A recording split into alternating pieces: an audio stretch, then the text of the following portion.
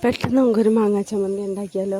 അധികം സാധനങ്ങളൊന്നും വേണ്ട. തേങ്ങ, ഇഞ്ചി, ചുവന്നുള്ളി, വേപ്പില, മുളക് പൊടി, ഉപ്പ്, മാങ്ങ, തേങ്ങ, ഇത്രയും സാധനം മതി. ഇതെല്ലാം കൂടി എടുത്തിട്ട് ജാറിലിട്ട് ഒരടി അടിക്കണം. അധികം അരഞ്ഞു പോകരുത് കേട്ടോ. പയ്യെ ഒതുക്കിയെടുക്കാം. നമ്മൾ അരഞ്ഞു കഴിഞ്ഞ് കഴിഞ്ഞാൽ ടേസ്റ്റ് ഉണ്ടാവില്ല. ഞാൻ എല്ലാം കൂടി ഒരുമിച്ചിട്ടിട്ട് അടിക്കണേ. മുളക് പൊടി ഇതെല്ലാം ഉപ്പ് ഇടും കേട്ടോ. ഉപ്പ് പിന്നെ ആവശ്യത്തിന് ഇട്ട് നോക്കണം കേട്ടോ എന്തരം വേണമെന്ന്. കുറച്ച് പുളി നിൽക്കണതാണ് എപ്പോഴും മാങ്ങാ ചമ്മന്തിക്ക് ടേസ്റ്റ്.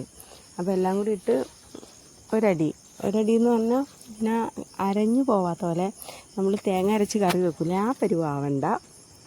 ഈ എന്താ പറയണേ, ഒതുക്കിയെടുക്കില്ല, അതുപോലെ ആക്കിയെടുത്താൽ മതി. എന്നാലാണ് മാങ്ങാ ചമ്മന്തിക്ക് ടേസ്റ്റ് ഉണ്ടാവുകയുള്ളൂ.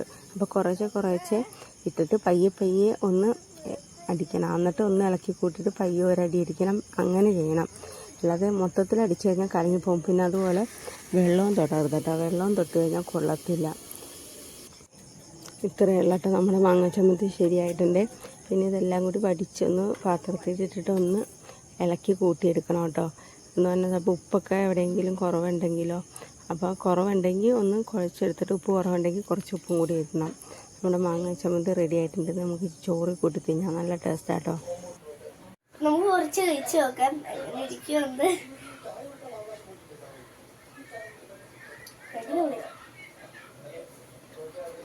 ചമ്മന്തി അപ്പോൾ നമ്മുടെ മാങ്ങാ ചമ്മന്തി ടേസ്റ്റ് ചെയ്യുന്ന അമ്മൂസാണ്. അപ്പോൾ അമ്മൂസ് കുട്ടികൾക്ക് നല്ലതാണെന്ന് പറഞ്ഞു. അപ്പോൾ ചൊറിച്ച് കൂട്ടി തിന്നെ. ഇത്രയേ ഉള്ളൂ വീഡിയോ. ഓക്കെ.